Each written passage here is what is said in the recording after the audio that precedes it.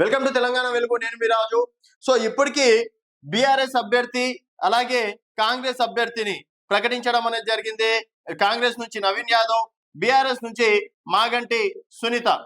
So మరి Bharatiya Janata party అభ్యర్థి ఎవరు? సో సరికొత్తగా భారతీయ జనతా పార్టీలో ఒక కీలకమైన పేరు వినిపిస్తుంది.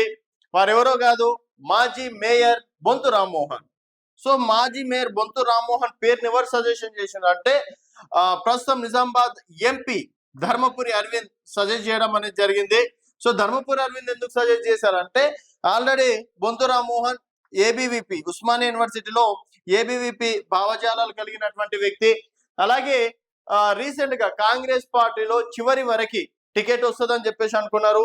సో ఏఐసిసి కూడా ముగ్గురు పేర్లు పంపించడం అనేది జరిగింది. సిఎన్ రెడ్డి, బొంతు రామ్మోహన్, అలాగే నవీన్ యాదవ్.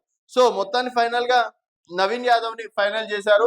సో ఇప్పుడు బొంతు రామ్మోహన్ కూడా అప్పుడు కాంగ్రెస్ పార్టీలో అంటే బీఆర్ఎస్ పార్టీ నుంచి కాంగ్రెస్ పార్టీలోకి రానికి రీజన్ ఏంది, సికింద్రాబాద్ నుంచి ఎంపీగా పోటీ చేద్దాం అని చెప్పేసి. తీరా చూస్తే అది దానం నాగేందర్ కి ఇవ్వడం అనేది జరిగింది.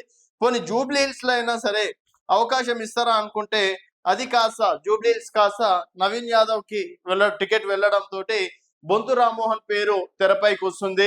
మరి ఇదే అంశం పైన బొంతు రామ్మోహన్ గారు కూడా ఖండించారు. నేను కాంగ్రెస్ పార్టీలో హ్యాపీగానే ఉన్నా, నాకు ఇవ్వాల్సినటువంటి రెస్పెక్ట్ కాంగ్రెస్ పార్టీలో దొరుకుతుంది. సో నేను బీజేపీ నుంచి పోటీ చేస్తా అనడం మాత్రం తప్పుడు వాక్యాలు అన్నట్టు దాన్ని కొట్టిపడేశారు.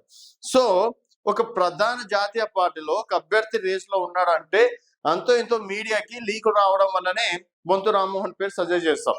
బొంతు రామ్మోహన్ పేరు సజెస్ట్ చేయడం అనేది జరుగుతుంది.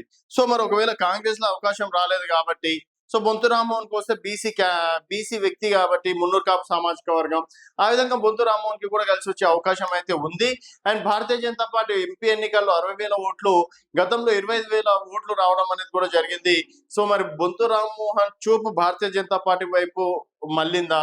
ఒకవేళ టికెట్ కన్ఫర్మ్ అంటే బీజేపీ నుంచి బొంతు రామ్మోహన్ బరిలో దిగే అవకాశం ఉందా అనేది వేచి చూడాల్సిన విషయం. చూస్తూనే ఉండండి తెలంగాణ వెలుగు.